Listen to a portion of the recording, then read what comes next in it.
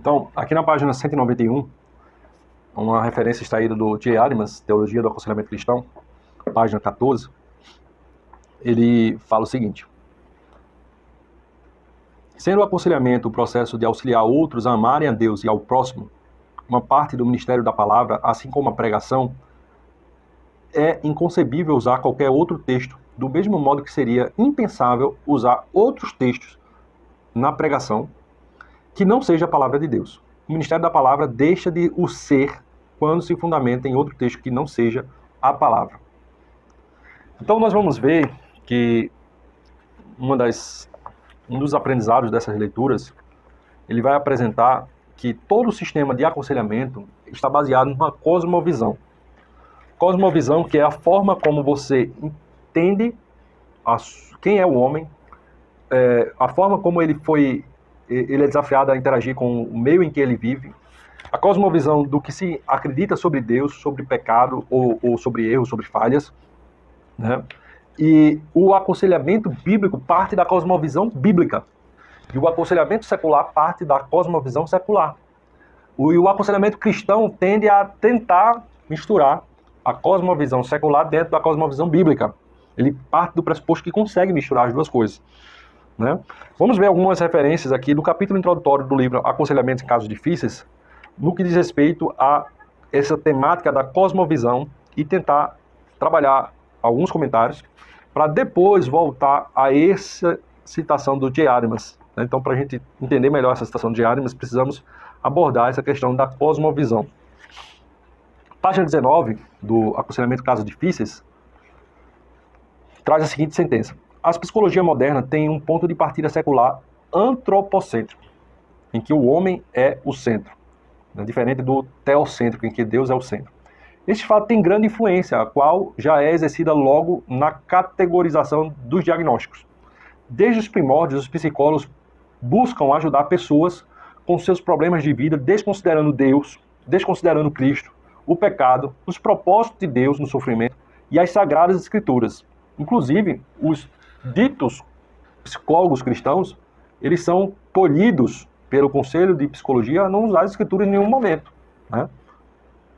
A psicologia secular parte do pressuposto de que as pessoas podem ser entendidas e ter seus problemas amenizados de uma forma completamente centrada no homem, de uma forma que não leve em conta a necessidade do arrependimento dos pecados, a conversão a Jesus, a atuação do Espírito Santo, a importância da igreja, a suficiência das escrituras. Então tudo isso é uma cosmovisão, é a maneira de ver o mundo, é uma lente através da qual se enxerga e se interpreta os fatos, e a partir dessa interpretação se aconselham as pessoas. Quando psicólogos, já na página 20 do Aconselhamento de Casos Difíceis, quando psicólogos diagnosticam pessoas com dificuldades, enxergam problemas médicos, dificuldades de desenvolvimento e comportamentos disfuncionais. Não enxergam as operações do pecado. Eles não enxergam pessoas culpadas que criam dificuldades para si mesmos e exacerbam problemas existentes devido às suas falhas morais diante de Deus. Não enxergam pessoas inocentes sendo ameaçadas por aqueles que transgridem contra elas. Não enxergam Deus, o Salvador dos pecadores, como refúgio para os aflitos. E ao perder essas categorias secularistas, perdem a realidade. Como diz Romanos capítulo 1, vamos ver aqui Romanos capítulo 1, versículo 18. Do céu se manifesta a ira de Deus sobre toda impiedade e injustiça dos homens que detêm a verdade pela injustiça. Visto que o que de Deus se pode conhecer, nele se manifesta, porque Deus lhe manifestou, pois desde a criação do mundo, os atributos invisíveis de Deus, o seu eterno poder e a sua divindade se entendem e claramente se veem pelas coisas que foram criadas, de modo que os homens são indesculpáveis. Pois tendo conhecido a Deus, não o glorificaram como Deus, nem lhe deram graças, antes seus raciocínios se tornaram fúteis em seus corações, e sensatos se obscureceu, dizendo-se sábios, tornaram-se loucos. Então, a visão da psicologia secular é uma visão que ignora a existência, a pessoa e a obra revelada de Deus através das Escrituras, né? E ao perder esses fundamentos, o pecado, a redenção, o arrependimento, o Espírito Santo, a obra da salvação, da regeneração, da santificação, ao perder essas categorias, os secularistas perdem a realidade. Como as Escrituras dizem, tendo conhecimento de Deus, não quiseram se valer do conhecimento vindo de Deus, dizendo-se sábios, tornaram-se loucos, voltando-se para uma filosofia humanística, antropocêntrica, voltada, centrada no homem. Continuando aqui na página 21. Os psicólogos cristãos, os psicólogos seculares não são capazes de entender os problemas enfrentados pelas pessoas, pois estes são problemas teológicos. Os secularistas suprimem a verdade e, portanto, perdem a dimensão que aponta a raiz de todos os problemas culminantes em aconselhamento para Deus. Nada disso significa que os defensores da suficiência não tenham nada a aprender com a ciência ou com os esforços seculares em ajudar pessoas. Conselheiros bíblicos podem aprender muito e têm ouvido isto desde o início. Na verdade, eles têm declarado consistentemente que as observações da psicologia secular podem, muitas vezes, preencher lacunas. E estas o provocam uma reflexão bíblica mais cuidadosa em todos os tipos de questões.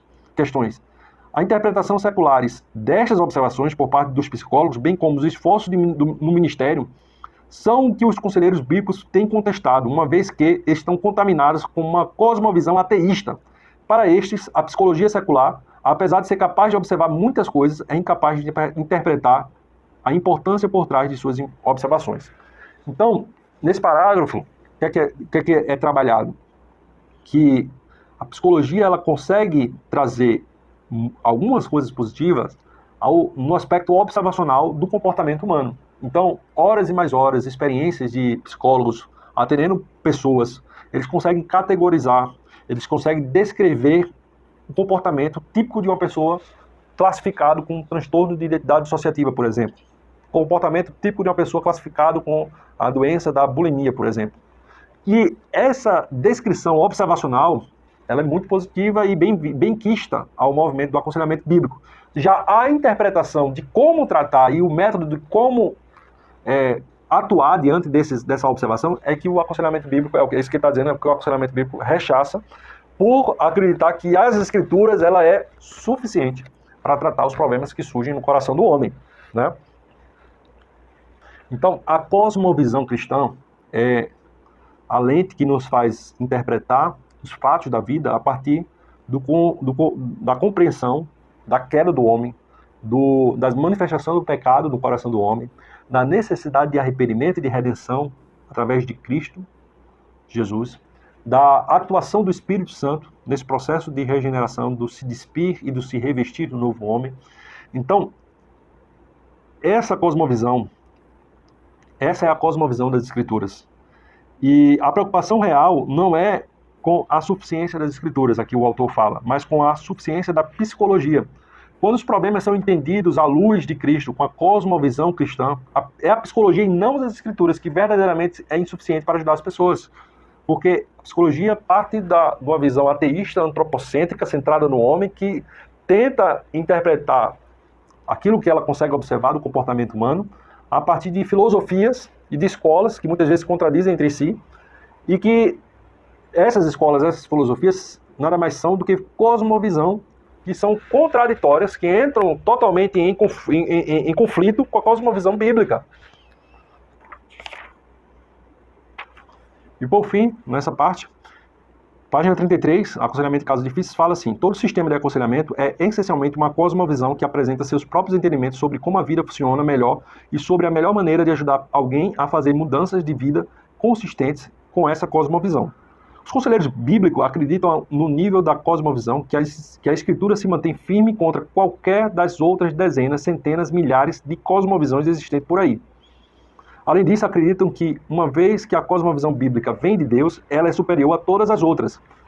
A cosmovisão advinda de Deus é superior por ser verdadeira. O livro que você está lendo é um exercício para provar que a cosmovisão larga, dinâmica, adaptável, abrangente e inspirada por Deus, apresentada nas páginas das Escrituras, é precisamente o que torna a Bíblia suficiente para confrontar numerosos problemas particulares e complexos. É o que ele vai trabalhar aqui, os casos, como já falei. Então, tomando como posse essa questão da cosmovisão, vamos voltar à citação do J. Adams e aí ter mais propriedade para compreender o que o J. Adams vai falar aqui nessa citação da página 191 do livro Base de Formação.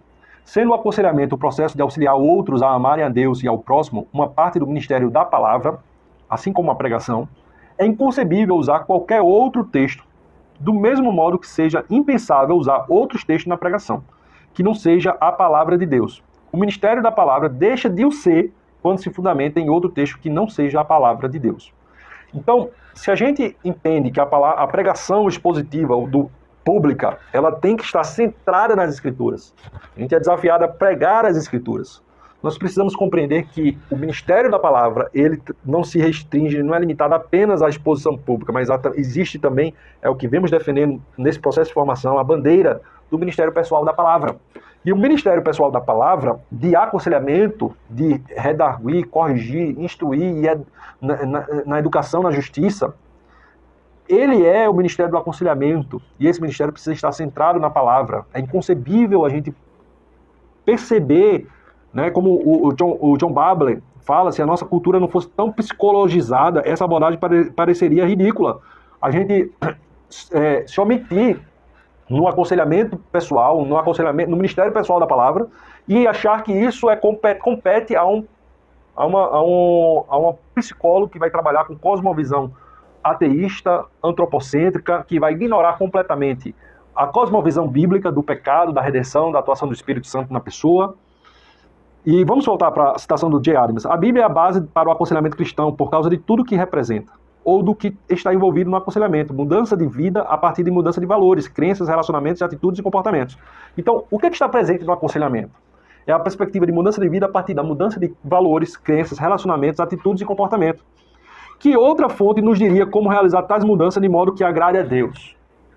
Esta é a suprema razão pela qual outros fundamentos para o aconselhamento devem ser rechaçados, que é a fala do J. Adams. Não somente porque não são necessárias, a Bíblia é suficiente, o único que o conselheiro nos proveu para o ministério do aconselhamento, mas também porque, buscando fazer a mesma coisa sem as Escrituras e sem o Espírito Santo, tais fundamentos são também adversários. Não abandone as fontes de águas vivas, trocando-as pelas cisternas rotas dos modernos sistemas de aconselhamento. Então, segundo as palavras do J. Adams, aqui estão as fontes de águas vivas.